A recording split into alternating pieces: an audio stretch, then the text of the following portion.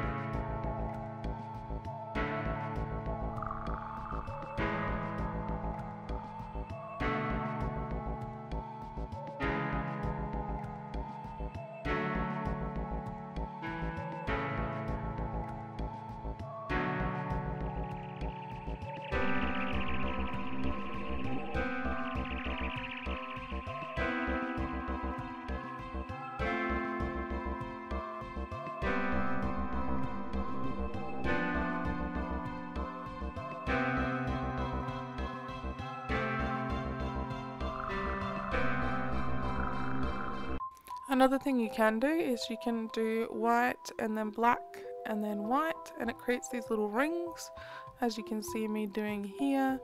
You just do a dot of the black and then a dot of the white, and it creates these cool little rings.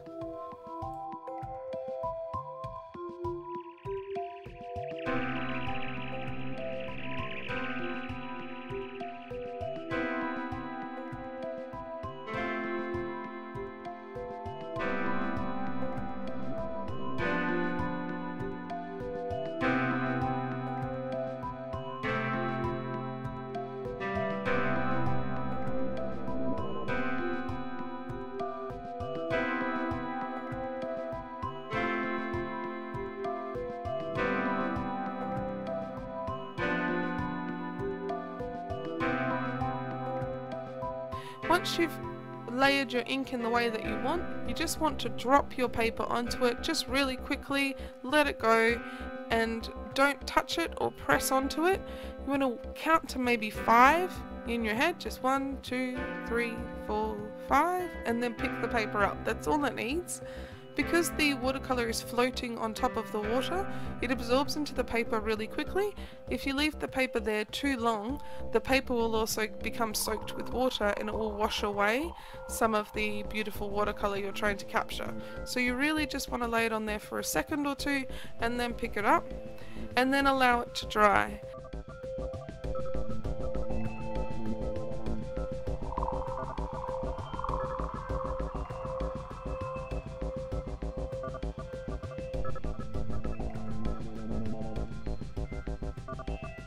So now I'm going to be doing the really pretty pinky purple one that you see in the second bookmark.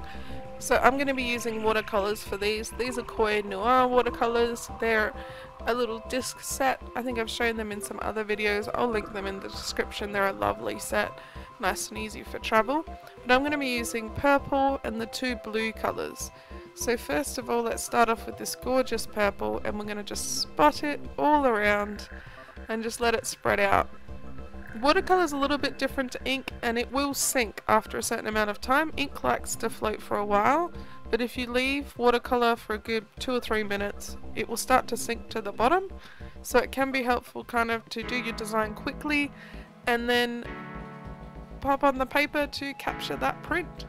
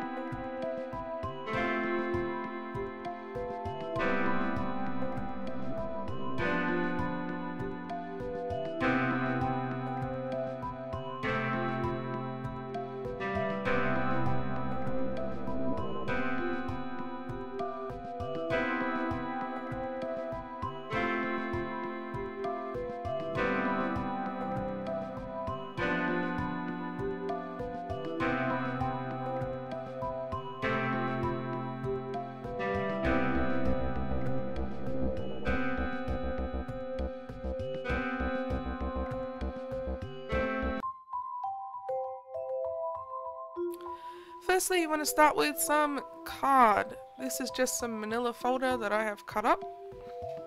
You need to take this piece of card and then fold it corner to corner to get a nice diagonal straight line all the way through. And you want to give that a nice crisp fold. If it hasn't quite turned out neat and tidy, you can trim up these sides with a pair of scissors.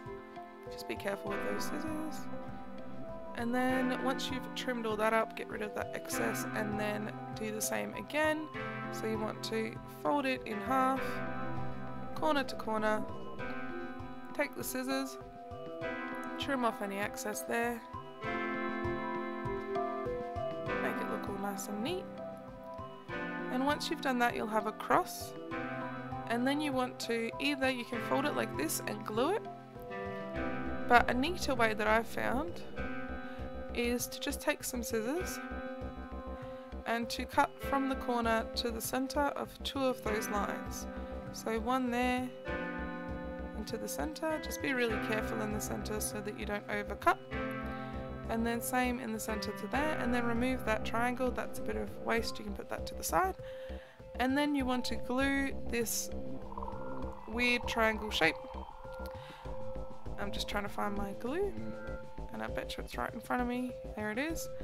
Okay, and then just use a glue stick, pop a bunch of glue on and stick it on the back of the piece of paper that you've got. So I'm just going to try and get a good placement, make sure I get a good amount of that marbled paper, not need too many white spots. You just hold it down. This glue stick was a bit dry, so it was hard to use, but ended up getting all the glue on. And a bit of extra glue, it looks like. So once that's done, you just want to stick that down, try and get as much of the pattern from the other side on there, and just give it a good press to make sure it's stuck down really well. And as you can see, it is nice and stuck to that paper. Then grab your scissors and trim up the edges. Don't be too careful about trimming up the edges very neatly, because you're going to be trimming them again once you've completed all your sort of gluing together. So just trim off any sort of ridiculously large bits of excess paper and we can neaten it up in a minute. So once you've done that, you'll end up with this shape, and I would fold these two in just to recrease the lines. And then what you want to do is to take that first one and fold it inwards, and then you need to apply some glue to this second side. Now I've already applied the glue, so I didn't have any footage of that. So then again, press that down so it then glues one to the other. And then, as I'll show you, once you flatten it all out, you've got yourself a nice little bookmark, as you can see. So that's the easy way of doing it. Once you've done all that and it's all stuck together, you can grab yourself your scissors and just give that a nice trim, just because this is the reason why I wasn't too precious about trimming it before, because then you can give it a really good trim along here and make it look really nice and neat. And again, sort of trim along the bottom.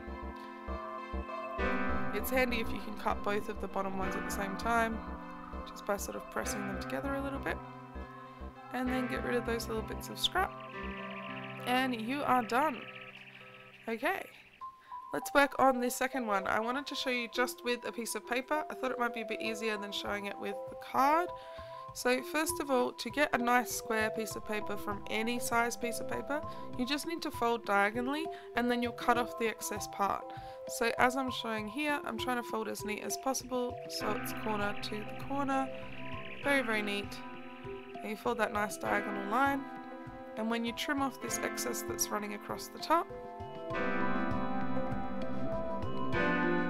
like so, you'll end up with a lovely triangle.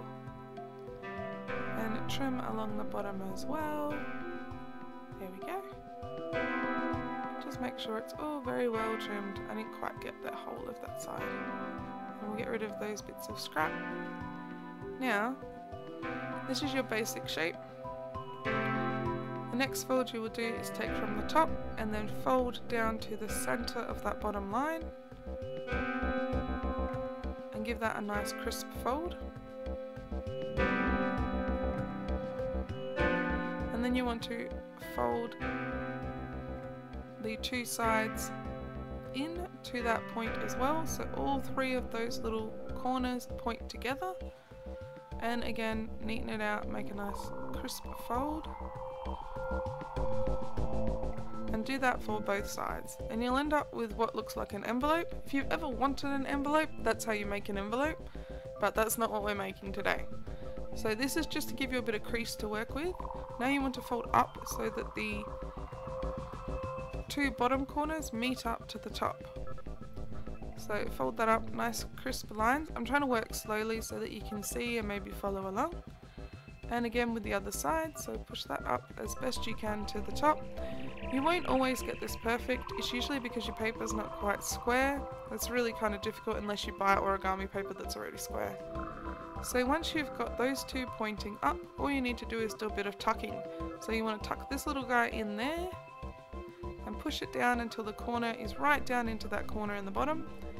And then same with the other side, push, push, push all the way down, and then smooth it out. And once that's nice and smooth, you just need to grab this little back piece and you just tuck him in. So I gave it a bit of a fold first just to make sure it would be nice and smooth and easy to fold in. Origami is helpful if you do the little crease lines that it tries to recommend, and then just slowly slide that in the back there.